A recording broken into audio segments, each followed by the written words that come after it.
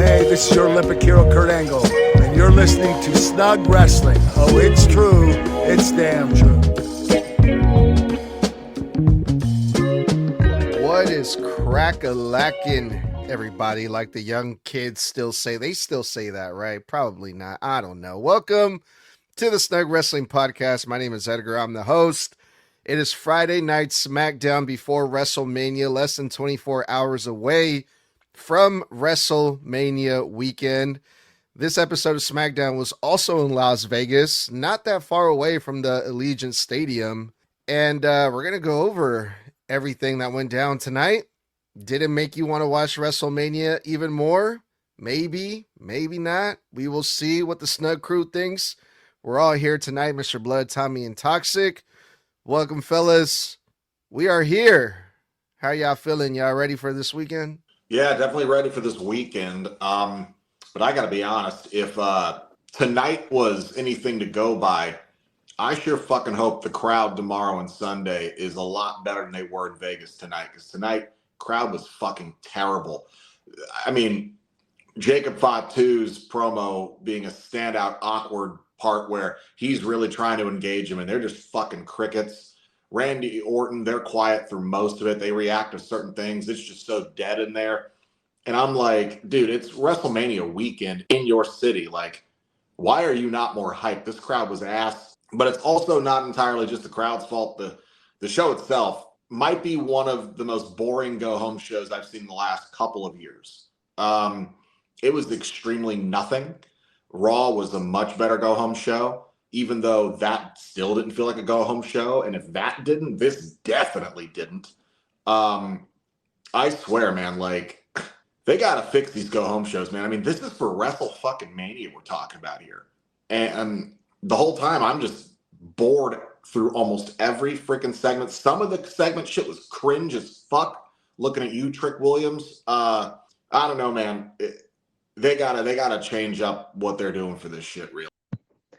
I'm doing good. The show it was a show. I don't exactly know what to say because there were certain parts of it that were okay to me. There were certain parts that were good, like really good decisions, and some parts that are like, why the fuck did we even get this here?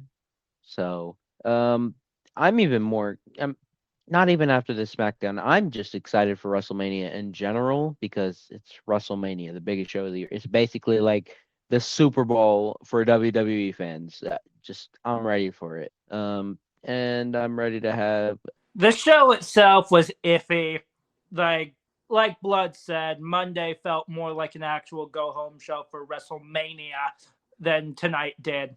Plain and simple on that.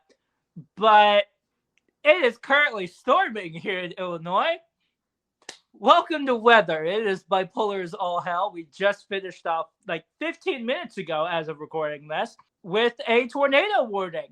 So that's a thing that happened. But overall, that's just how today has gone. And SmackDown was SmackDown. The OCD in me is going insane at the fact that tonight they did not even out this damn card. So we're looking at 7 matches on Saturday and 6 matches on Sunday. So my brain is going like, even it out, add another one. But clearly it is unfortunately too late for that. Way to bring the positivity, fellas. No, I'm just kidding. No, you guys are right, man.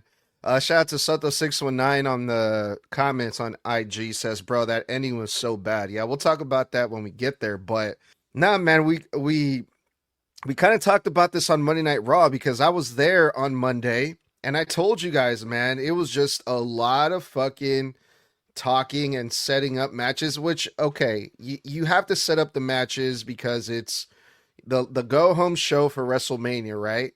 But also at the same time, like, you guys, they got to give us something, right? It just felt like they're just there to make the town and just do the bare minimum because we just have to get to WrestleMania. Let's just get this over with.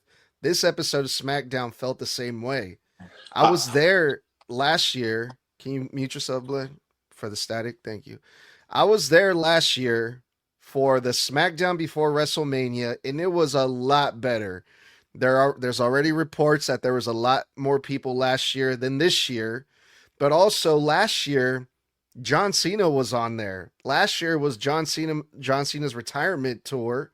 So a lot of people were there for John Cena, and he was there in the arena. So that put a lot of asses in seats. This year, we don't have a big major attraction like we did last year. So a lot of the stuff, and we'll get into some of the stuff in the show, there was a couple things that were like, okay, that made me want to see WrestleMania a little bit more, but it wasn't anything like, oh my God, I can't wait to see. I was already hyped for WrestleMania. I don't feel any more hyped than I was before after watching this episode of SmackDown. Yeah, and sorry about that. I thought earlier you paused. That's why I'm muted. But when it came down to it, look, we don't have the attraction of John Cena in a main event this year, but we do have him hosting.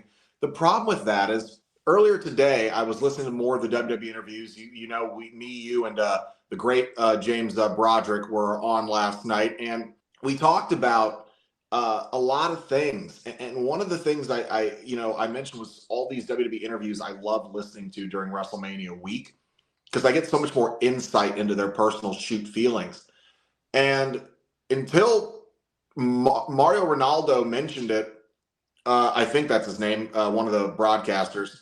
Joe Tessitore? Joe Tessitore. I'm thinking way back when. They have the same commentating style. Joe Tessitore. They sound the same, yeah. Yeah, I know. Joe Tope Suicino. Joe Tessitore was interviewing Triple H, and Triple H mentioned John Cena hosting. And I had literally forgot all about that until it got mentioned today. I totally forgot that John Cena was hosting because it was such a desperate last move to move these tickets. And this is all going to come down to hopefully being a learning experience for TKO. By the way, none of this year's problems are WWE's fault. Injuries they couldn't foresee and they had to ride around. TKO being greedy as all hell, getting in their way, interjecting things into stories that shouldn't be there, resaturating a town they'd already been in last year that's 20% down on tourism as it is, and you basically ran the town dry last year. Louisiana itself or New Orleans is a wrestling city. Las Vegas is not, it never has been a wrestling. Wrestling is also for families. Las Vegas is not a family city, okay? New Orleans is. There's almost nothing for kids to get involved with in Las Vegas. So tomorrow you got around this weekend maybe 44,000 fans per night.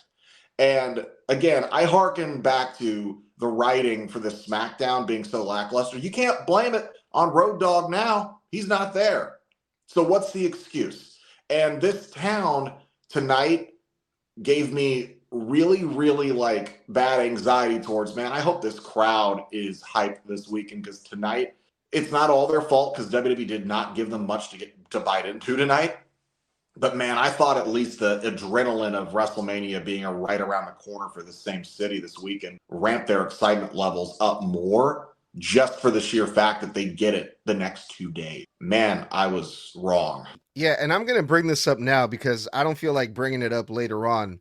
The video package of the Bella Twins that we saw on this episode of SmackDown, where Brie Bella said, oh, Nikki's trying her best to recover from injury to make sure she comes back. She makes it in time for the WrestleMania match, right? The reports have been going around all over the fucking internet, which I chewed out Tommy for sending it on the group chat earlier, that Paige is going to be replacing Nikki Bella, right? This is my problem. I'm like, why the fuck would they leak that information? That would have been a perfect fucking surprise, right? However, they leaked it. Everyone and their mama was posting about it. It was all over the internet. So I apologize to Tommy for chewing him out for it, because everyone was posting this, right? If everyone is posting about this, if the WWE leaked this, why wouldn't you tease that on your show on TV? That right there would have hyped up a lot of people for WrestleMania. We already know, allegedly, reportedly, by every fucking source, including Ringside and everyone that you can think of, reported it. Paige is going to show up at WrestleMania this week. if it's true, why not tease it on SmackDown? That would have popped a lot of people. That would have sold a ton more tickets as well, knowing the fact that her return was coming. I'm going to be honest. I love you guys. You just kind of pissed me off. That's how I felt earlier. I felt the same exact way. I didn't know about that until you just said it. Well, hey, if my shit was gonna get ruined, everyone's shit is gonna get ruined. I'm sorry, but fuck. Paige is literally my second female, or is in my top 3 female wrestlers of all time are Charlotte Flair number 1, AJ Lee number 2, and Paige number 3. I could have literally made it another 12 hours or less than 12 hours without hearing that information because I didn't see it all day, and I would have been so happy to get that surprise. And now that is ruined for me. Also, there is, now that you said it, and now the genie's out of the bottle. Great. I hope I forget about it in time for tomorrow's show so I can be equally surprised.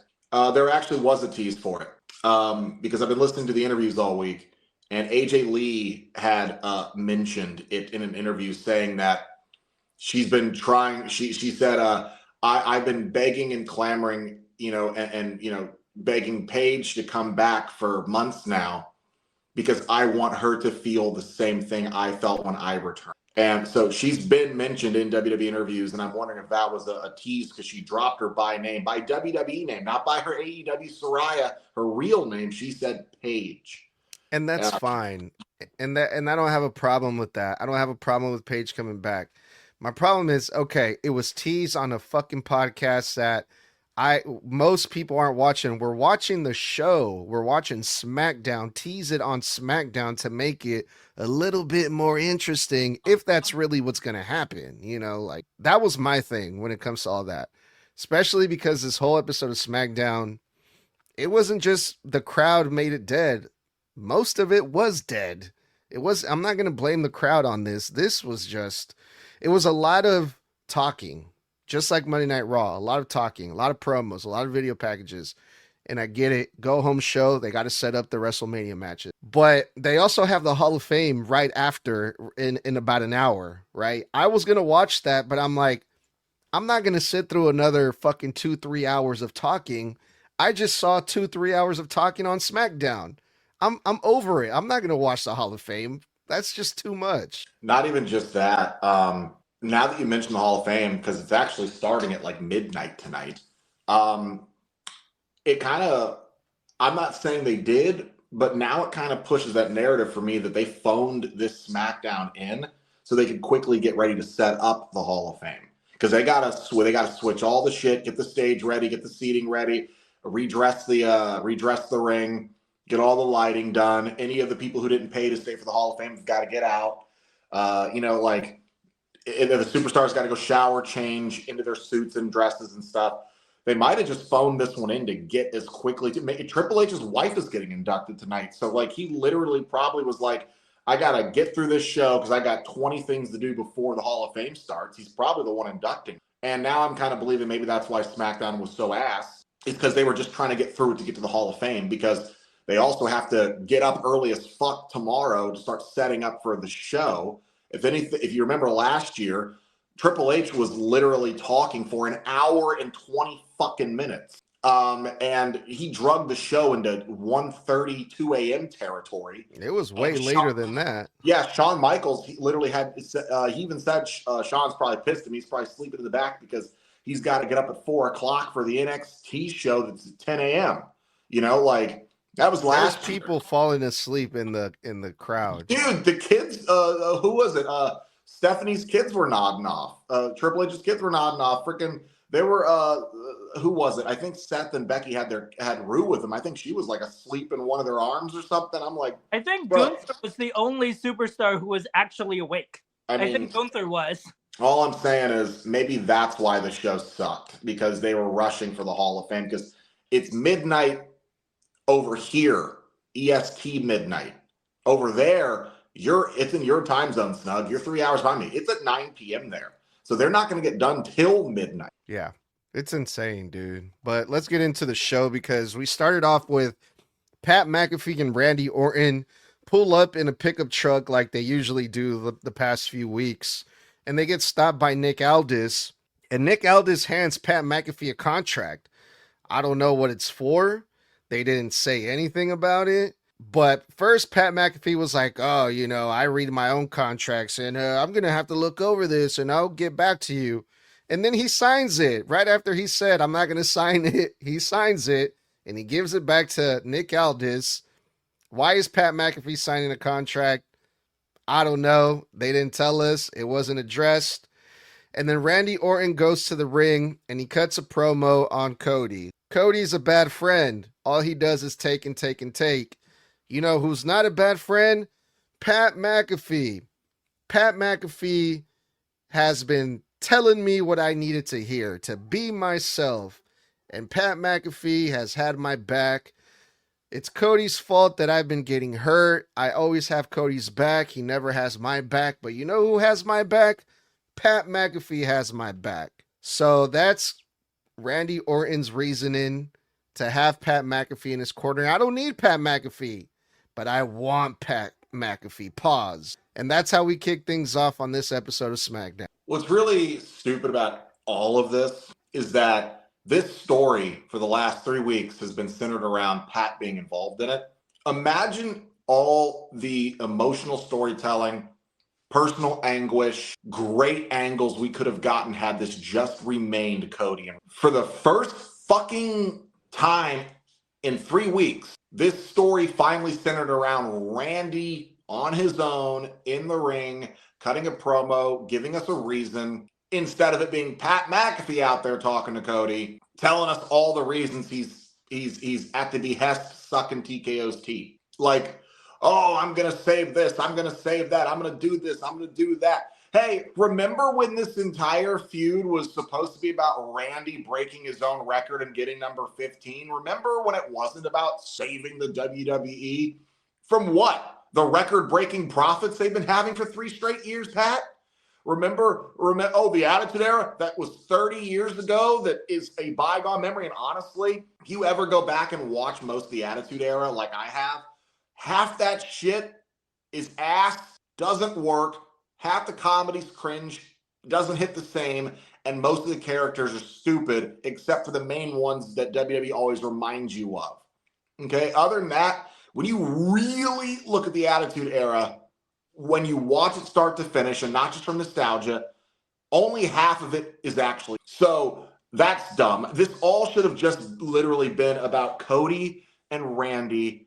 Cody teasing that heelish tendency, that vicious side that he needs to have, that Stephanie told him he needs to have. We have only had 3 good fucking parts of this feud. Cody getting beat the shit out of by Randy initially, Stephanie McMahon trying to wake Cody up, and tonight where Randy finally gives us reasoning without Pat up his ass. That's it. This has been a month, and we've only had 3 parts of this shit that makes sense, and some of the stories taking place on Raw. And there was better shit on Raw between Cody and Stephanie than anything we got with Pat. And I love Pat, but not here in this story. This is the most simplistic story that they could have ever told, that didn't need anything other than the 20-year history and 2 guys just going, hey, I want to beat you to prove that I can do it, and I want to beat you so I can prove to myself I can become number. That's all it had to be. That's all anybody wanted it to be. But no, here we are. Fuck's sakes. And now we're stuck with Pat in the main event angle, and you know it's going to be dumb as shit. Yeah, the worst part is we're going to have to deal with him if Randy wins, which I think is kind of a possibility now that I'm thinking about it, because I have a feeling the contract is some sort of stipulation change because of TKO. I feel like they're either going to do the stupidest shit possible and make Pat McAfee the special guest referee, which if they do, I swear to God, or they're going to make it a hardcore match or Extreme Rules or whatever you want to call it, which that wouldn't be that bad because it would actually make the match better. But you would have Pat McAfee getting involved every 5 fucking seconds. So there's that. Blood basically took all the words that I had in my head. I mean, it's stupid as shit that Pat's in here in the first place. And the thing is, he didn't even want to be in. I'm pretty sure that's what I saw. He didn't even want to be in the story. TKO put him in for like a money grab or something. Like, no one gives a shit that Pat is in here. I like Pat.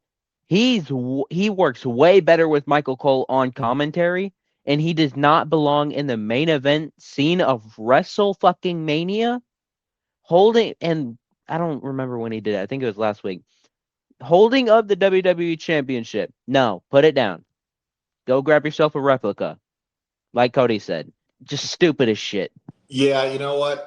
While we're waiting on Tommy to come back in, I'd also like to harken on the fact that Pat does belong in the main event of WrestleMania on commentary with Michael Cole covering it. That's the closest to a Mania main event this man should ever be. Tommy? Hey, Snug, you and I have literally heard this exact promo within the last 2 weeks because this sounds almost spot for spot, word for word, Zarya's promo on Soul. Spot for spot, word for word, the whole, hey, all you do is take. I'll take every opportunity, all of this. It feels like Randy Orton just watched Zarya's promo on NXT on Sol Ruka and went, hey, you want to know what I'm going to do? I'm going to write down everything you say and transport it to Cody Rhodes. That's just what it feels like to me. And that's my biggest problem is the fact that it just feels like he stole this entire promo from someone who's in developmental. Yeah, it just kind of felt like they're just trying to tie up some loose ends before the main event to, just justify what Pat McAfee's going to have to do at WrestleMania. He's going to do something because he signed some type of contract for some odd reason that we don't know about. I hope we find out tomorrow what that's about. I don't know, but we will see. The opening match was an 8-man tag team match, the MFTs versus the White Six, in a no DQ, anything goes match. But the major key focus here that everyone was pretty much waiting to see is what's going to happen with Tama Tonga and Solo Sikoa. Not much happened. The MFTs got the win. Tama Tonga did most of the work at the end where he got Uncle Howdy and was about to hit him with his finisher and get the pin. But before Tama Tonga can do that, Solo Sikoa swooped in, hit Uncle Howdy with his Samoan spike, and Solo Sikoa steals a pin, leaving Tama Tonga standing there with his hand in his pants, basically. But the MFTs won this one. Yeah, I'm about sick and fucking tired of talking about MFTs and Wyatt Six. I've said this a million times, and this will be the fucking last, because if this continues, I'm no longer going to have any commentary on this feud. Between this, Aleister Black, and Damian Priest shit last year, I have lost track of when this feud started because I feel like it's been going on since the day I was fucking born. This is so old, so tired. I'm sick of it. I'm sick of seeing it. I'm not interested in it. None of these guys do shit for me except for Tama, and even he's grating on my fucking patience. This just tells me the Wyatt Six is a missed fucking mark because of all the injuries, all the time off TV, the jump start, start again, stop again, start again shit they've had for the last 2.5 years since they've been back. You know what was really damning to me? The fact that Alexa Bliss gets a higher pop from doing Sister Abigail than Uncle Howdy, the fucking brother of Bray Wyatt himself. I'm done with it. This is the last time I will ever talk about this fucking... I'm sick of it. Get it the fuck off my TV. Yeah, I'm right there with you. I thought this feud was supposed to end for fucking ever ago. Like, god damn, I'm fucking sick of it. Yes, it's cool. It's cool to have them in a street fight, whatever you want to call it. I don't even care. Just why are we still seeing this? I thought this was supposed to end like 4, 5, 6 times ago. And plus, in this match, you couldn't even tell who was in the fucking match. I couldn't tell who was in the match for the MFTs. Obviously, you could tell who was in for the Wyatts, but I could not tell who was in for MFTs because it damn looked like everyone on the MFTs was involved. So I'm on the same page. I'm fucking sick of it. Tox, it was everyone but Tala, although it didn't look like everyone but Tala Tonga. But overall, this entire feud, I'm with y'all. It's super, super dumb. I thought this sucker ended 2 weeks ago when Tama Tonga handed the lantern back to the Wyatts. That was literally all this feud was about, is the fact that the MFTs took the lantern from the Wyatt Six. That was the feud. It was over the lantern. They got the lantern back 2 fucking weeks ago. Why is this street fight even happening? It makes no sense. You know what? I'm going to harken on this. You said you were going to talk about it anymore. But I got to get this off my chest. I have never, in my 24 years of being a wrestling fan, in the 6 years I was a pro wrestler, I have never seen a feud have 4 blow-off matches. This feud has literally blown off 4 times. 4. And I guarantee you this is not it. Then those weren't the blow-off matches then. Those were just but the part thing of the is, story. they were blow-off matches because they were literally definitive end points at multiple times in this feud. There have been definitive end points. Obviously not. The lantern shit. Oh, they've had like what? How many end of feud we're gonna brawl to the death fucking Friday Night SmackDown matches have they had in the last 5 months? So many.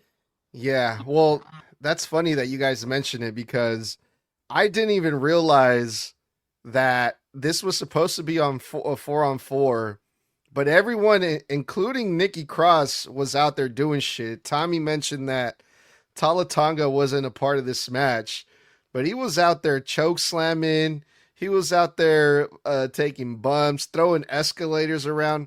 I guess it wasn't an 8-man tag. Like, none of this made any sense to me, bro. It was so weird. But the good news is it looks like it is finally over because after this match, there was a backstage segment where Solo Sikoa said, all right, now we can go after the tag team titles. So I think they're going to go after Damian Priest and R-Truth. So we got that to look. All right, let's move on. We had Jacob Fatu pulling up in the back of a cop car with the sirens going off, and he hops out the whip and he jumps on top of the cop car to cut a promo on Drew McIntyre. The people love Jacob Fatu. I think that this was like the first time in the whole episode of SmackDown where the people are actually like a little bit up, not as much, but more than the beginning of the show. And basically, Jacob Fatu just says, hey, you know, you want to bring up my past? Well, guess what, Drew? That's not me anymore. I'm a new person. You know, I did a lot of dumb shit back in the day, but I don't regret it. It made me who I am today. I'm here today, and tomorrow, you know, I'm going to whip that ass. And after I'm done with that, I'm going to do to you what I did to my past life, and that's leave you in the rear view mirror. Jacob Fatu cuts a great promo. I mean, he sounds real. He is real. He's believable. And it's always good to see Jacob Fatu on my TV screen. So I thought this was lovely. For a 3-minute promo, it was fine.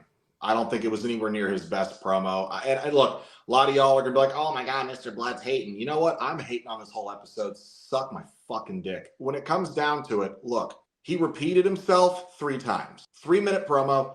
He said the same 3 things twice a piece. They went through the trouble of dragging a cop car out here, climbing on top. The audience barely gave, like 30% of the audience gave a shit. It wasn't until his first, you know what I mean, they were like, they were like, oh, mini, tiny pop from a section like way the fuck over here, opposite of hard cam.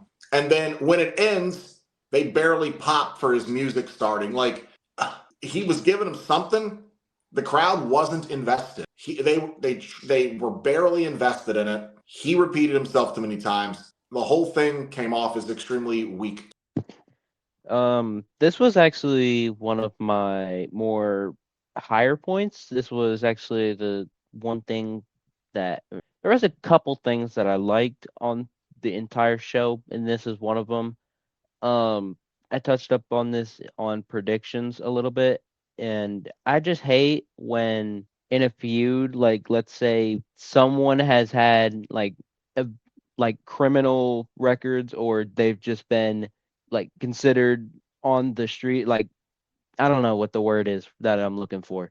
But I just hate whenever they use that point in someone's life for like the story, even though it is to get it riled up, to get them heated at each other. I just don't like when they do that, and this made it like more worse for me. But the promo itself was the main point, and I liked it. It's a good promo. Uh, yeah, Jacob messed up a few times. I think I don't even remember. Holy shit, that's how bad the show was. But it was a good segment. Yeah, the segment itself was great. Here's my thing, and this does go for the entire show. I was going to bring this up during the beginning. I'm going to bring it up here because it still fits. I did watch the kickoff show for WrestleMania before SmackDown went live. We got more from the crowd there at the kickoff show than for the entirety of SmackDown. And that is extremely sad, especially knowing the fact that one of the men talking in legitimately one of the best promos of the goddamn night still does not get the pop he absolutely deserves, especially with the fact that he's one of the biggest damn names here. Like, really, you've got Randy Orton, Drew McIntyre, Cody Rhodes, Jacob Fatu. Those are the four guys that I actually care about right now going into Mania from SmackDown, which is highly unfortunate. All right, then we had a tag team title match. I know you guys were talking about how neither of the tag team titles are being defended at WrestleMania, but they were defended on SmackDown.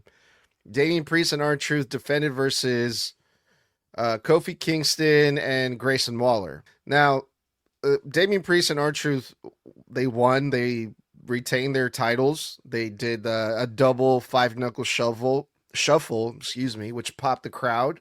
The only thing I got to say about this match is Grayson Waller. Last year, he was in Vegas. He wasn't on SmackDown. He wasn't on Mania. But he was there in Vegas. I know that because I ran into him. I saw him. So I just thought, we fast forward a year later, and we're seeing some improvements. He got in better shape. He's in a tag team with the New Day, Kofi Kingston. And he's at least on the episode of SmackDown before WrestleMania, which is something. So other than that, that's the only thing that was going through my mind during this thing because I couldn't take this serious. But what'd you guys think? This actual match kind of depressed me. All I could focus on in this match was how far I feel like Damian Priest has fallen. I don't know what it is. I have this energy when I'm watching him that he feels like he is coasting. Did you notice he's been wrestling with a shirt over his singlet more often? You know what I noticed tonight? He looks like he's put on more weight in the stomach area, like the old Damian Priest before he got his ass in gear when he got to NXT, put in the work and dropped the weight, was super hungry, super energized, super ready to do everything he could to be a top guy. Best shape of his life he was in when he joined Judgment Day. Great shape as world champion. And then he looks tired. He looks like he's having some fun, but he feels like he is coasting. This guy was the fucking world champion a year and a half ago of Raw. He was in great stories, good rivalries, had some great matches with Drew very early last year. Was in a 6-month nothing fucking feud with Alistair. Hop, skip, jump. Now he's in a tag team with R-Truth. And I love that he's with R-Truth having fun. I like the fun aspect of it. I like that Truth is being utilized. I don't like how he's being utilized because they never gave Truth the chance to really run with the whole Ron Killings thing. And it just feels when I watch him wrestle, when I see this shit, I'm like, yeah, you've made him a champion. But this is the one guy on both rosters where when I look at him right now, I genuinely feel like he got demoted. And I feel like he knows that or feels that too, because I don't feel like he's trying. And I don't feel like he seems like he's happy in the spot that he's. Do you think genuinely it could just be that he's just getting older? Truth he's is like almost 45. 10 years older than him. Yeah, but that's R-Truth, bro. No one ages like R-Truth does. Yeah, I mean, Black don't crack and all that, but Priest is 45. Like, for corn's sakes, like, Punk is 2 years older than than Damian Priest. Look at him. You know what I'm saying is there's a drastic difference between Priest now and Priest 14 months ago, and I just want him to get back to Priest of old because he has so much potential still with the last few years he's got before he's 50. And I feel like they are wasting his time. And I feel like he feels that way and he's not trying his best anymore. And I hope I'm wrong. Yeah, I agree on the fall of Damian Priest on where he is right now. Because whenever he first got brought over to SmackDown, I mean, we all assumed that, oh, he's going after Cody because he's told him that, oh, I'll see you later, champ. And he's going to be in the world title picture finally after dealing with the Judgment Day. And now he's in the tag division after dealing with Aleister Black and whoever else he dealt with. Drew McIntyre, that's who it was. So yeah, I just don't like the position that he's in right now. I don't notice him like acting like he's not having like he's not liking what he's doing right now, which completely understand if he's not because I don't like where he is either. But I just want Priest back in the world title scene. Even if he doesn't win it, I just want him in the world title scene. Like maybe after him and Truth drop the titles, they could go their separate ways and like maybe go after the world champion, whoever that is, after Mania. But yeah, that's all my thoughts. The match itself was fine, but I'm with you guys here. The fall of Damian Priest seriously needs to be studied. I am going to remind you that 2 years ago, this man was Mr. Money in the Bank. And who did he cash in on at WrestleMania 40? None other than Seth fucking Rollins. Drew McIntyre. Point still stands. It was one of the biggest goddamn names on the roster. And look at him now. Stuck in the mid-card division 2 years later. This tag is still mid-card. Tag is still mid-card. But still, he was main event world heavyweight champion cashing in on Drew McIntyre after he beat Seth Rollins at WrestleMania. And now he can't even get on the damn card 2 years later. This match, honestly, to me, should have been at WrestleMania just to even out the damn card. This is an interesting topic because I gotta disagree, man. I think Damian Priest is just fine. I mean, just look at the main card right now. Not everyone can be in the main card. He had his moment. Damian Priest had his moment. He got over. And now he's in the tag team division. It kind of elevates the tag team division, having a former world champion like Damian Priest in the tag team. There's nothing wrong with that. And then you put him with R-Truth, another guy that the people really love. They're having these matches. They're entertaining. The people are popping for them. And there's still time to tell a better story. Maybe, hey, Damian Priest looks like he's getting tired of R-Truth silliness. I need to see Damian Priest smack R-Truth over the head, be like, hey, stop fucking around. I need Ron Killings. I don't want R-Truth as a tag team partner. I want Ron Killings as a tag team partner.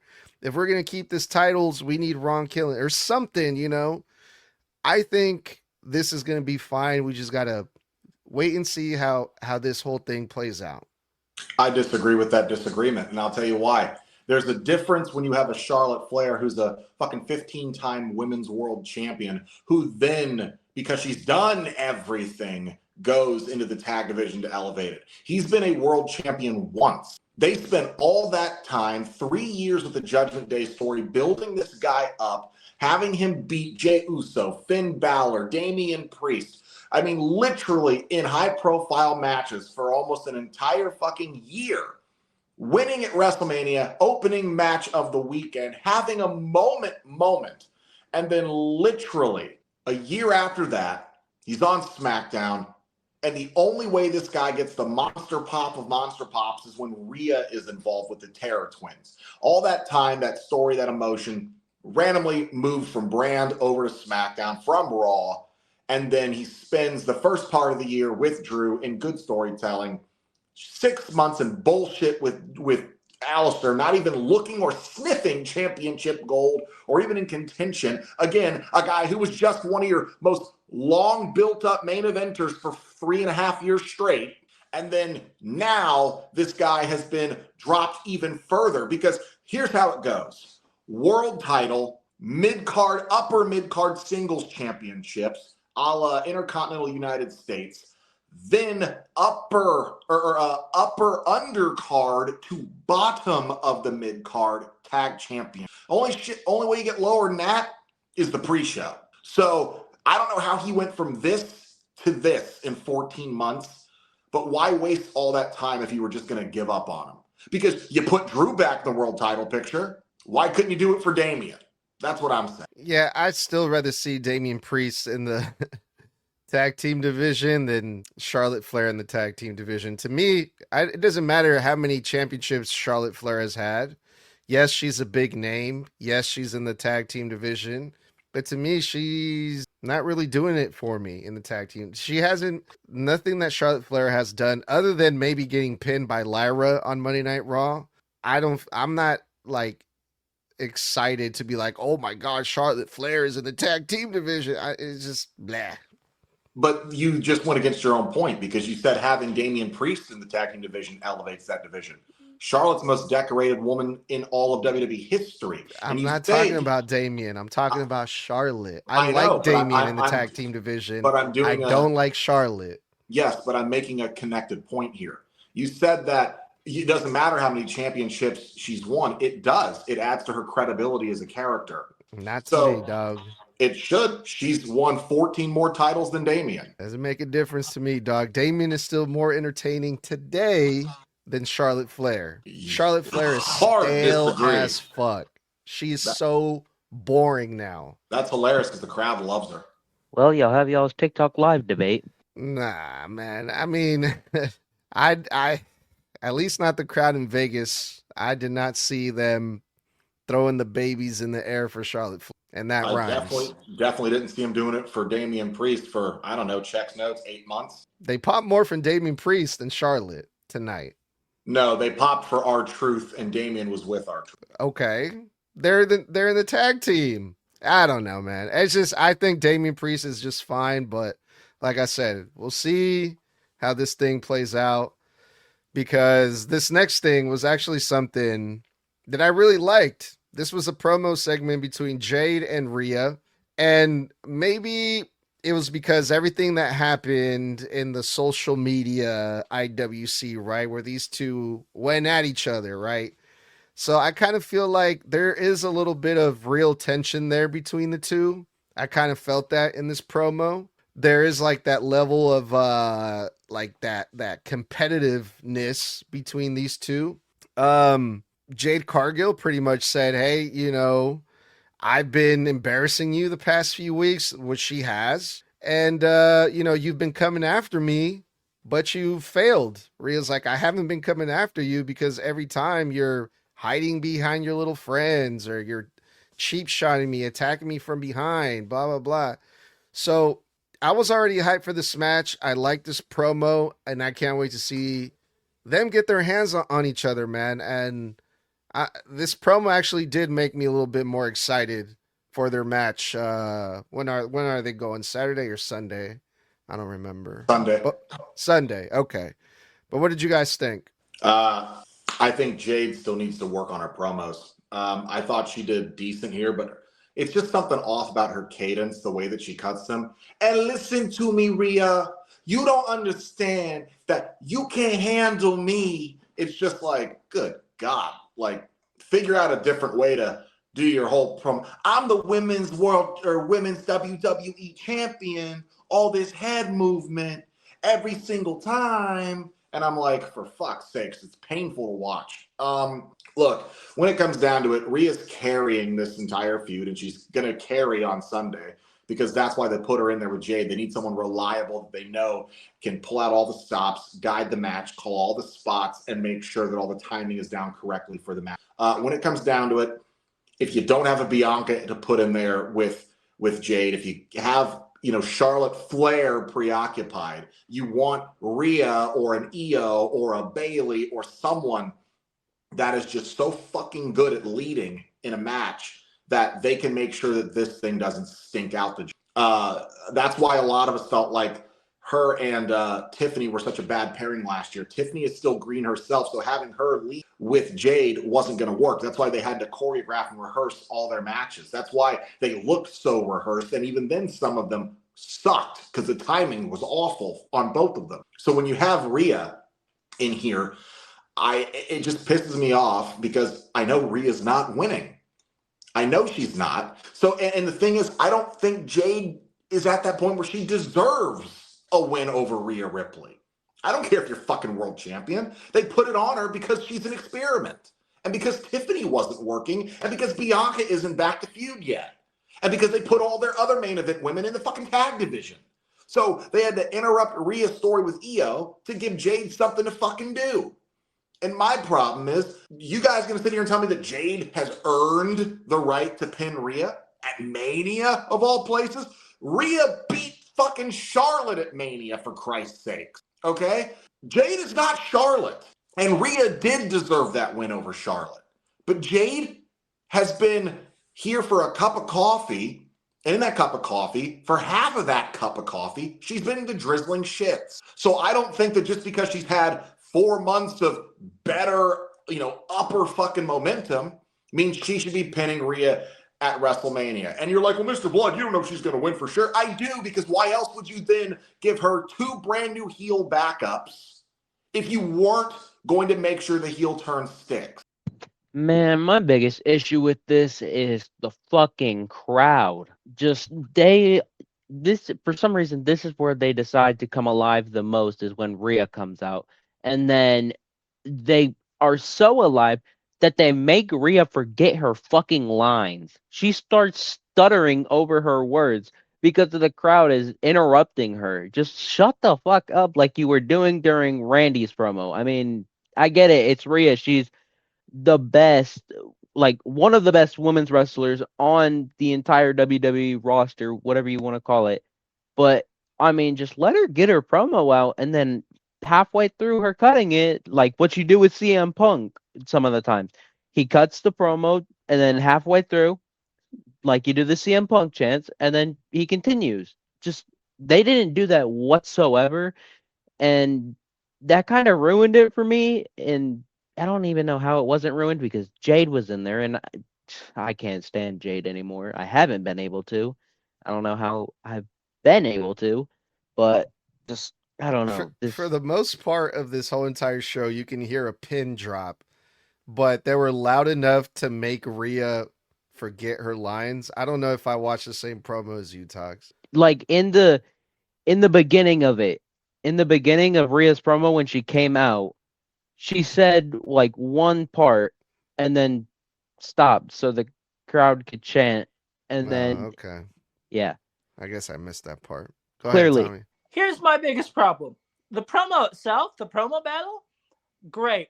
I think it was one of the best that these two have had this entire feud. Here's my problem. Isn't this going to be her second title defense? I'm pretty sure. Yeah, second. And by the time this match happens, let's see, 167 days. Did you guys have a problem with it when Roman was doing it? Okay. Yeah, actually, if you remember, everybody did. If you remember, that was the main thing people were bitching about.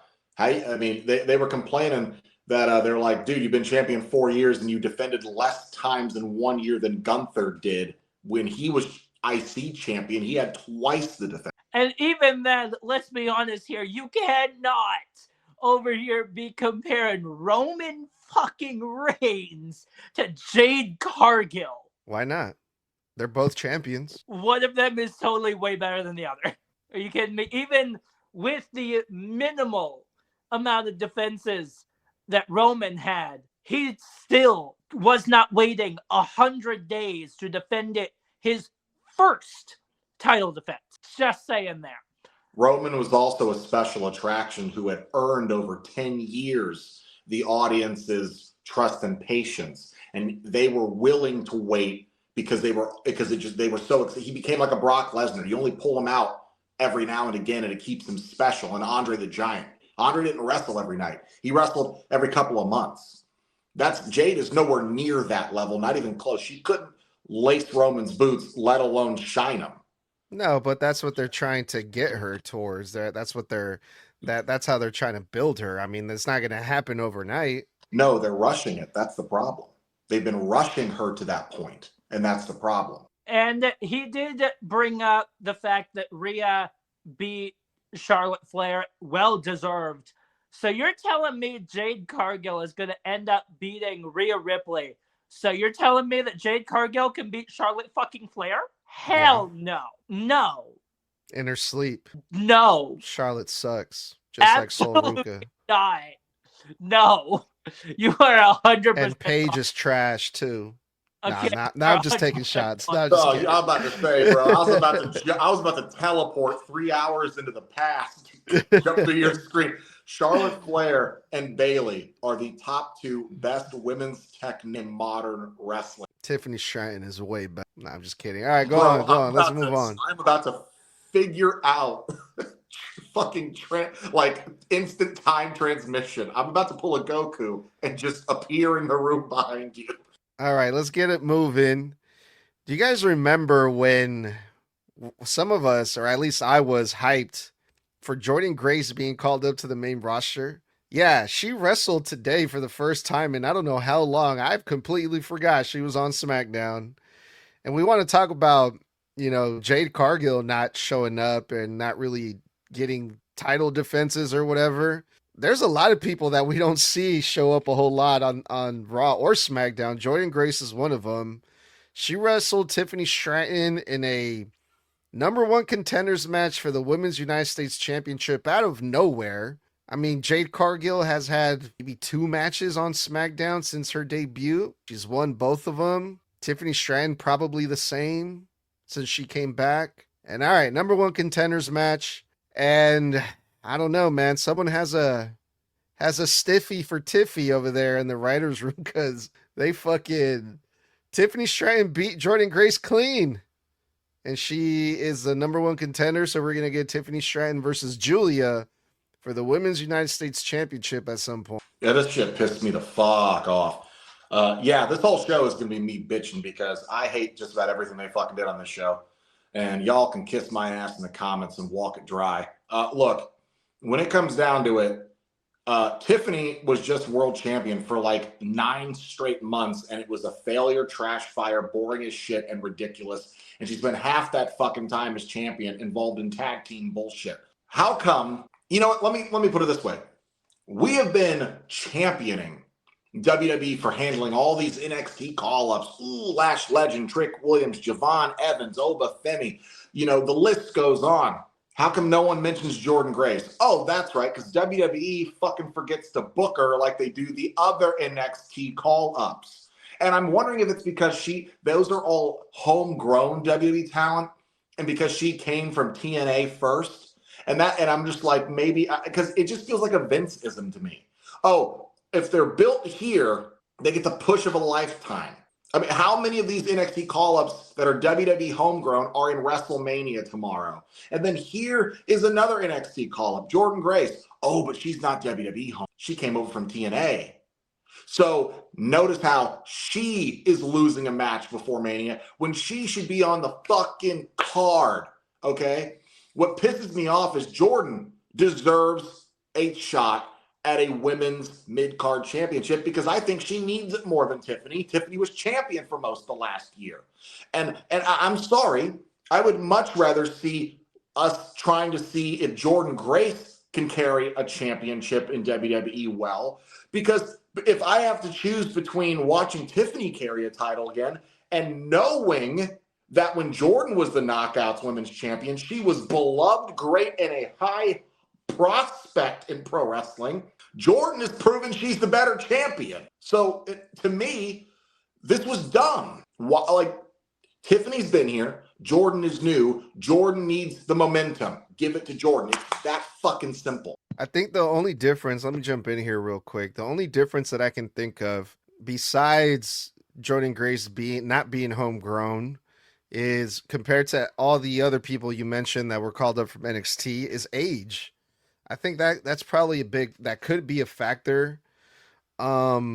Because that's not really the case for everyone that's not homegrown. Joe Hendry, he gets a lot of love and attention. He's won NXT Championship, the main title. Jordan Grace didn't, I don't think. Tommy, you can probably tell me if I'm wrong on that, or Toxic. So I think they just see Jordan Grace kind of like a natty, just to more simple. Which is ridiculous because Jordan is not as good of she's obviously not as good of a technician as Natalya. I would never say that. I mean, there's very few people that are better than any of the Hearts when it comes to that stuff. But Jordan is definitely more interesting than Natalya, for sure. Her gimmick is a lot better than Natalya's. And Jordan was recently a champion, unlike Natalya. I can't even tell you the last time Natalya held a fucking piece of title gold. But Jordan was also the champion of an entire division in your partner company. You know what I'm saying? So only 30. Oh, Literally. really? She's only 30, yeah. I thought she was older. No. Yeah, she's still young. All right, go ahead, Tux. Snug, I'm gonna correct you because you started complaining. Jordan was injured. That's why she hasn't shown up. So yeah, someone shout out to Brandon Steiner says it's because she had an ankle injury on a dark match. yeah, that.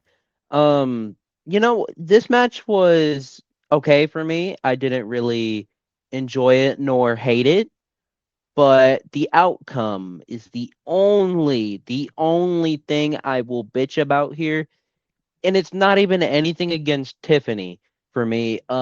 It's just the fact that Jordan Grace fucking needs it. She didn't get shit over on NXT, so you're just gonna make her eat the shit sandwich here? Like, goddamn, she just came back from an injury, and you're gonna make her eat shit as soon as she comes back.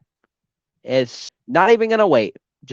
And the stupid part is, I don't even think that Tiffany and Giulia are on the WrestleMania card, which it should be. So Tommy's OCD can calm the fuck down. So the outcome was the only stupid thing for me.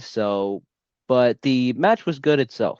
No, this is not on the card. Neither of these women are on the card. None of them are on the card, which seriously pisses me off because, as Blood said, Jordan Grace absolutely deserves to be on the goddamn card. She really does. And I'm with Blood as well, where I would much rather see Jordan Grace hold that United States title than Tiffany Stratton. Plain and simple. Her world championship reign, her women's championship reign could tell you that, because that reign was ass completely. From beginning to end, it sucked. Plain and simple. So I would much rather see any title on Jordan Grace, someone who was an NXT call-up that it kind of seems like all they're doing is feeding other people. Like, there you go. It's like, hey, you want to win? Men, you have Kit Wilson.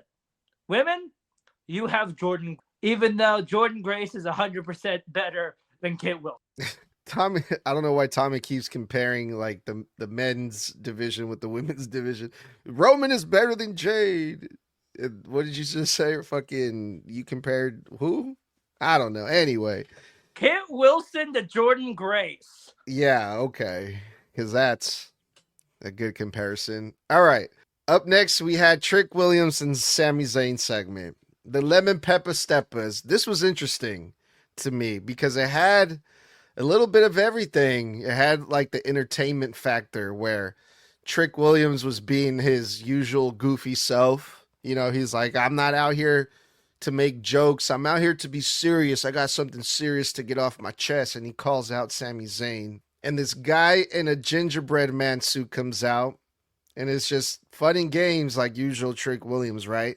But then he gets interrupted by Sami Zayn. You out here playing games the night before one of your biggest matches of your entire life. You ain't ready. You're just a kid, Trick. You're about to step in the ring with me, one of the greatest ever. That got major boos. a lot of the stuff Sammy was saying, he was talking about himself, sounded kind of heelish. You know, I'm one of the best in the world. I'm this, I'm that. The fans didn't like that. And to top it all off, to just put a little bit more heat on Sammy, Sammy and Trick get into it.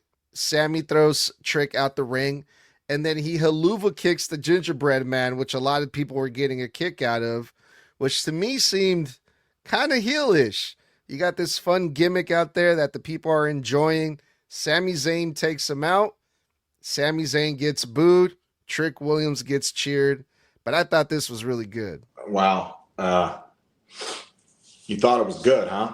Okay. I loved it. I was wondering if they were hiding Vince McMahon in the back because this is some shit he would have written. You want me to take Trick serious, WWE? So you have him go cut a promo on a guy in a gingerbread mascot costume. That's the most Vince McMahon shit I've seen Trick do. And Trick cut a pretty decent promo. Hard to take him seriously when he's doing it to a fucking Shrek gingerbread guy. I was expecting Sammy to take the fucking mask off, and it was Sammy. Hell, then I thought, make this better, and that when he haluva kicks the gingerbread man, the head falls off, and it's Carmelo Hayes. I was waiting on this to turn into a triple threat. We're not getting the triple threat. That also pisses me off. Why the fuck is Carmelo Hayes not in this match, but he was a part of this feud? He spent fucking 3 months making that U.S. title open challenge dope as hell, having these awesome matches.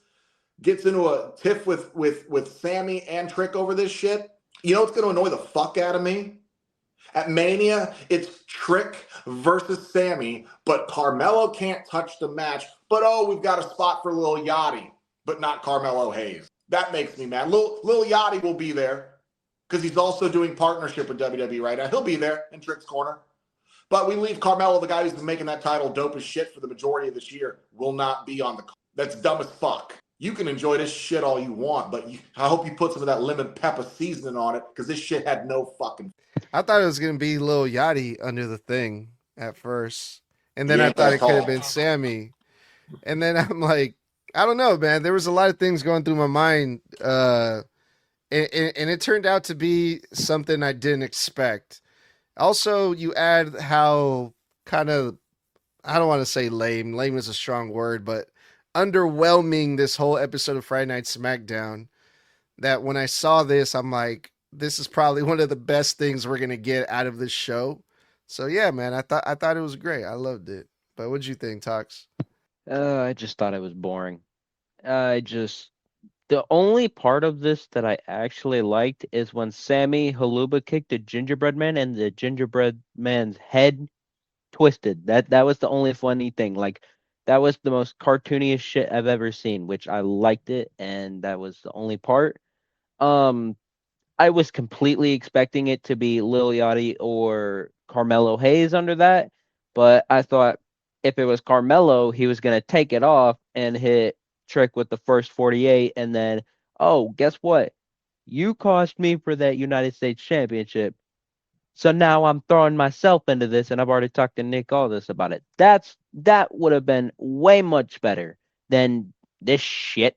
I mean, to be honest, I could see Carmelo getting involved at WrestleMania, and then somehow at Backlash we get a triple threat that we should have gotten at Mania, but I don't know. There was only one part of it that I actually liked. Wouldn't that be a huge slap in the face if Carmelo Hayes was under that fucking thing? Like, hey, you're not gonna be in the WrestleMania card, but we'll put you in this gingerbread man suit. Go on out there, gingerbread man. Like, no, bro. No. And let's agree here. Carmelo deserved and earned for months now. He earned a spot at Mania. Let's be real. He earned a spot at Mania. I think we can all agree on that. He should be in this fucking match.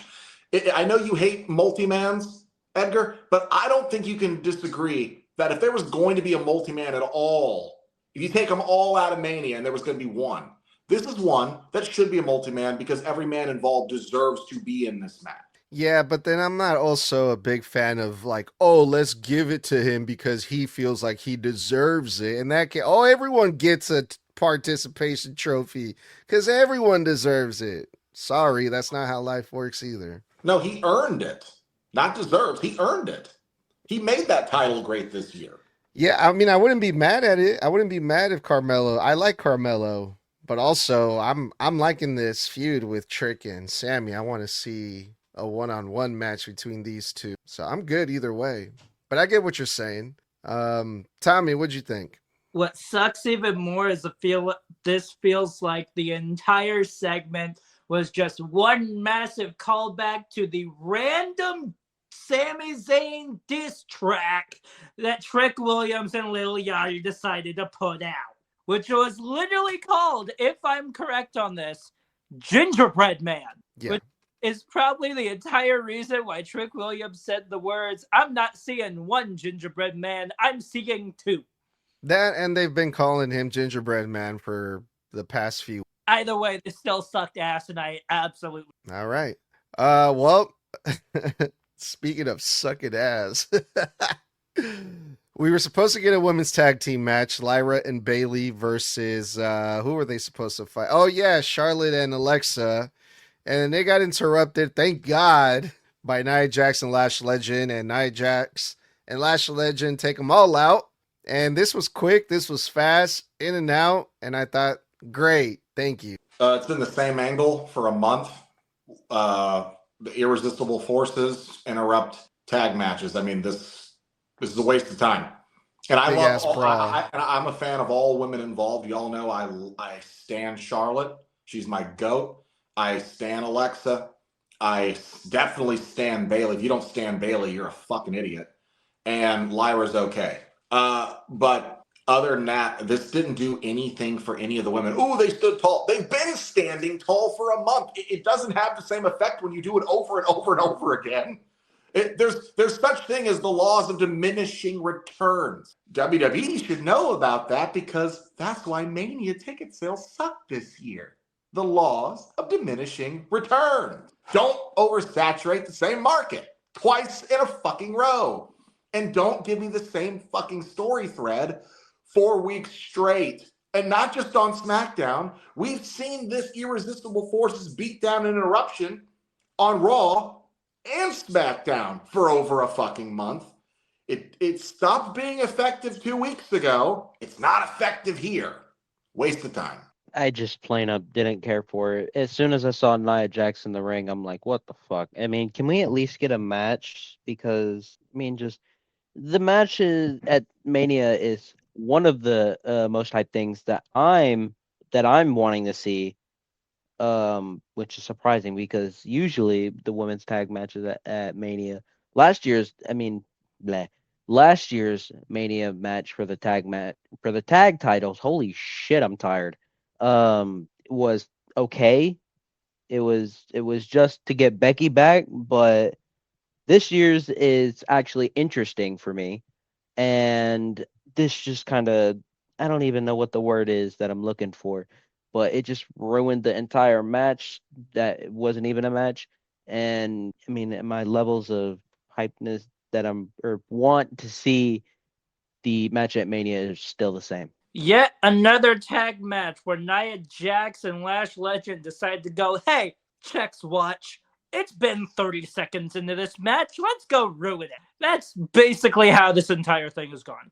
In fact, this shit was shorter than a speed match. And that's saying something because NXT has full-blown shown that those things are supposed to be 5 minutes or less. And a regular speed match was still longer than this, which is highly unfortunate. All right, the Andre Giant Battle Royal, which they've been doing it on the SmackDown before WrestleMania the last, I don't know how long. I know it was at SmackDown last year. So they played a really heartwarming video package for Royce Keys earlier on SmackDown. And then they announced he's going to be in the Andre Giant Battle Royal. And I thought, great.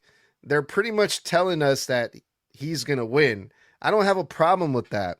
Because I'm going into this hoping that Royce Keys is going to win because this video package was really emotional. They told his story and makes you care for him. So you want to see him win, right? And not only that, but when we come back from commercials, everyone is already in the ring. We got guys from AAA. We got guys from NXT. We got guys from the main roster. Royce Keys gets his entrance. That's the one that they play before the match. Okay, boom, perfect. This is the guy that we want to cheer for. And then we see Joe Hendry. What the hell? The place kind of pops for Joe Hendry. That was unexpected. You also had Talatonga on there. So you can already assume the last two guys are going to be Royce Keys and Talatonga. That's exactly what happened. So I like this because everything that they did just made sense. You can say it was predictable or whatever, but they did the right thing here. Royce Keys won. And I mean, what a great way for his second week on SmackDown after his debut. He won the Andre the Giant Battle Royal. I thought this was also another thing that I liked from the show. I thought this was great. Yeah, I mean, this is probably one of two things on this show that didn't piss me off. This is the one thing where I'll say that, because I mean, everything else tonight, the booking has been so stupid or inconsequential, meaning that, like, no matter who won, who gave a fuck? It didn't matter. That's how all the booking tonight has gone. This is the one thing where I'm like, it's completely telegraphed, but it's the only thing that, like, I'm like, makes absolute sense. I don't care that you told me he's going to win an hour earlier. I basically figured that anyway. He's new to the roster. You want to make a big deal out of him. Give him some steam. Make sure he's got momentum. Give him credibility with the audience. You have him win a simple battle royal. Sometimes predictable is good. Sometimes it's good. Sometimes kiss. Keep it simple, stupid. There's nothing wrong with going new guy, big guy. Let's tell the power story versus the height and power advantage. Watch him overcome. Feel good moment. Pose with the trophy. We just made a star. Done. Yeah, this was match of the night because I mean it's a battle royal and almost all of the Andre the Giant battle royal memorial matches are great. Almost all of them. I feel like there's like one or two that I didn't really like. But yeah, Royce Keys was definitely the right decision to. If I were to have to pick another one, which I did, um it would have to be Ray Phoenix because he was going off in this match and I would have liked to see him win it as well. And I feel like they should start doing something with the Andre the Giant Battle Royal matches. Like if you win it, you instantly get a shot at the mid card title in your on your brand. I feel like that would do a lot because all you really get is the achievement of winning the battle royal and you don't get anything after that. I mean, Carmelo, yeah, he did get kind of a push, but he had the stupid gimmick where he had the Andre's head chain thing, which was stupid as hell. But yeah, I could see Royce facing the winner of Sammy versus Trick if Carmelo doesn't go after them, which I I'm not even gonna get into that, but I could see him going after the U.S. title very soon. Yes, there was that stupid chain, but at the same time, look at how Carmelo Hayes has been within the last year since he won the same battle royal that Royce Keys just won. Did it do much at WrestleMania 39, like right before that for Bobby Lashley? Absolutely not. He did not need to win that one. Carmelo Hayes within the last year, on the other hand, it's done quite a bit. And here we are, Royce Keys, second actual match that he's been in, technically. Third, if you count the Royal Rumble. And here you are, giving him the win in that over Talatonga and over a bunch of guys who overall have won massive pieces of gold as well. Ray Phoenix with, I believe, the tag titles at one point. No, I'm incorrect on that. I was thinking of Dragon Lee. But still, Ilya Dragunov was in there doing his thing, like beating down Talatonga. So, and he's held the United States title. So clearly, there might be something to that. So Royce Keys winning it worked. And honestly, this was the only thing on the damn show that I absolutely loved because, yes, it was predictable, but at the same time, it worked. Yeah, and I can already see a couple feuds coming out of this for Royce Keys. Royce Keys eliminated Aleister Black, who was doing really good in the Battle Royal. I think Aleister Black got the most eliminations out of everyone. Then he gets eliminated by Royce Keys, so I think that's going to come back and bite Royce Keys in the ass, which I'm down to see too. All right, you guys, let's go to the final segment of the show. Cody Rhodes comes out to a very, very low pop. Like, the people aren't popping for his music at all anymore. They're not singing as loud anymore. It's kind of crazy. Cody was doing his best to get them hyped up, and they were just not having it. You know, he grabs the mic. He tries to do the super energetic promo. So, Las Vegas, ready for WrestleMania. What do you want to... Nothing, bro. They're just not having it. And I don't even remember what Cody said, to be honest. He talked for like 2-3 minutes, and then he got interrupted by CM Punk, out of all people, who CM Punk shows up wearing a suit. And I thought, what the fuck? This is weird. CM Punk wearing a suit on WWE TV. What fucking world are we living in, right? But then I remembered that they're getting ready for the Hall of Fame, so okay, that makes sense. But yeah, man, you know, CM Punk just pretty much try to give Cody a pep talk, like, you got this, you can do it type thing. Then Cody Rhodes came back and was like, yeah, we go way back, and, you know, your main events in WrestleMania were both champions. Look at us now, you know. They had a nice, good moment. Cody said, my dad would have been proud. Cody gets teary-eyed. Cody crybaby for life. They hug it out, and that's it. We go off air. A lot of people were not happy about this ending of SmackDown. It's the season for Hall of Fame and good feel speeches, I guess. I guess they're just in that mood. That was the vibe. But yeah, I didn't really. What do you really say, right? I love both of these guys. Punk is my GOAT for the men's division of all time. He's my favorite wrestler of all time, men's wise. Charlotte, obviously female. But when it comes down to it, like, they have history. They're both champions. They were both former AEW guys. They're both faces of the company. They're both in main events. There's a lot of parallels here. Was this kind of a pat on the back segment? Yeah.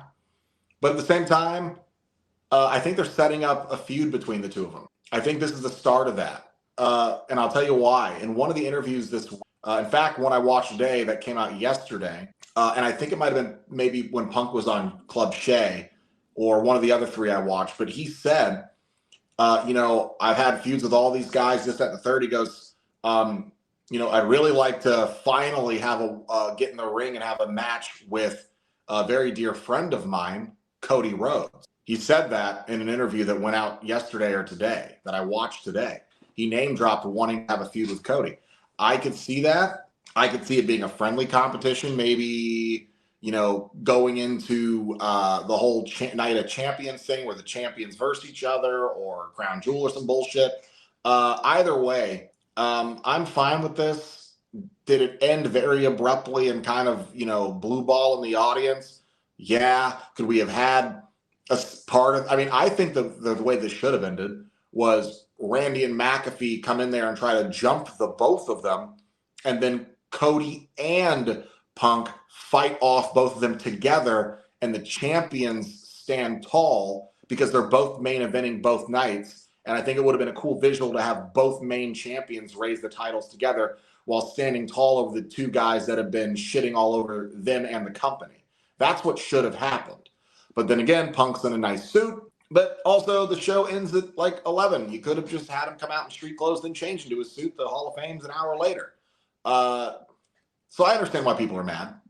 But I also, call me sappy, I like when, you know, I see stuff like this we don't get to see all the time. The two top guys sharing a moment. I kind of like that. It's nice to but I do think, I hope we get a fucking draft after Mania, because I'm telling you right now, I need Cody to go back to. I think SmackDown has wasted his fucking time. It is a slog. He is the only decent thing on the show 90% of the time. And I think he's more raw coded. I think they only put him on SmackDown because they knew it was going to need somebody. And they were like, well, the only way we get people to tune to SmackDown is we put Cody over there. Let Randy take the title, scrap the whole tag match at Backlash with Jelly Roll and McAfee, and just let Cody go to Raw. Let Randy become the cool heel face of SmackDown. Please get Cody off of SmackDown. I'm begging you. I popped big whenever Punk came out. I wasn't expecting it whatsoever. I don't think anyone was. But to me, it felt like hey, I'm going against someone that you have a lot of history with, and so do I. And you're getting in the ring with someone I have a lot of history with, and so do you. But I know him better in the ring, and you know the person I'm going against better in the ring too. So I'll give you advice on what, like, not advice, but words of encouragement. And Cody gives the same back to Punk because they're friends. I mean, Cody even has to ask, hey, if I hug you, are you going to kick me in the balls or something like that? No. I mean, because you can tell, because I'm pretty sure it was the promo before last year's Rumble. He said, Cody, I'm your friend. If I were going to stab you anywhere, it wouldn't be in the back because I'm your friend. It would be in the front. And he stabbed Roman in the back like a couple days later on the SmackDown after. So you can tell that that's how you can tell that Cody and Punk are actually friends. That I'm so fucking tired. I don't see Punk doing anything like that to Cody, and I just enjoyed the segment all around. I enjoyed it. My problem is I watched the kickoff show before this, and here's my thing. The show ended the exact same way that CM Punk's entire thing on the kickoff show was, which goes as follows. Hey, this is not about me, it's about the crowd. None of this happens without you. And yes, Toxic did pop pretty hard for Punk coming out. Punk literally said on the kickoff show that he was going to show up on SmackDown. So I knew that he was going to show up on SmackDown. But still, the fact that that's how it ends, I'm with Blood on this. I would have loved to have it where Randy Orton and Pat McAfee just came out, decided to attack him. But then again, they both are in suits. It was literally brought up that CM Punk is in a full-blown suit and tie. Cody Rhodes is in a full-blown suit and bow tie. So nothing was going to come of that, unfortunately. You're muted.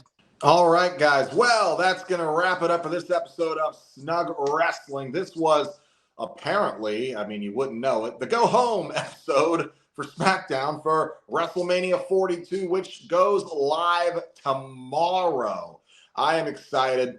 When it comes down to it, guys, thank you so much for kicking it with us. As always, you've been with us all week since Tuesday, and you will be with us hopefully tomorrow and Sunday after both nights of Mania go off the air for our live post-show reviews and reactions. And there will be segment-to-segment content reaction as well on the channels that you can look forward to so you can react in real time with us. When it comes down to it, make sure that when you are trying to find out when we are going live, we will be live on YouTube, Facebook, and Instagram tomorrow after night one. Same on Sunday. If you do miss it, the episodes will be on Apple and Spotify and fully uploaded to YouTube as well. Please comment. Please enjoy. Please come hang out with us. And let's talk about WrestleMania 42. When it comes down to it, guys, as always, if you want to kick it with us during the regular weekly scheduled shows, that's Monday, Wednesdays, and Fridays, where we go live with all those post-show reviews on all those platforms I just mentioned. And on Thursdays, we do one-on-ones on TikTok Live, where myself, Mr. Blood, and the head of Snug Wrestling, Edgar, do 1 hour where we do live, random, or, well, relevant wrestling topics and answer your fan questions live. But next Thursday, we will have a special guest that we are keeping a little close to the vest. And until next time, guys, stay safe, stay savage, stay snug. Head on over to our teepublic.com, teepublic.com/snug wrestling for Snug Wrestling merch. and support your favorite wrestling podcast. We're all tired. It was a long, boring-ass show. Until next time, stay safe, stay savage, stay snug. Boys, that was one time for the one time. Let's give them a tired Four Four letters. One One word.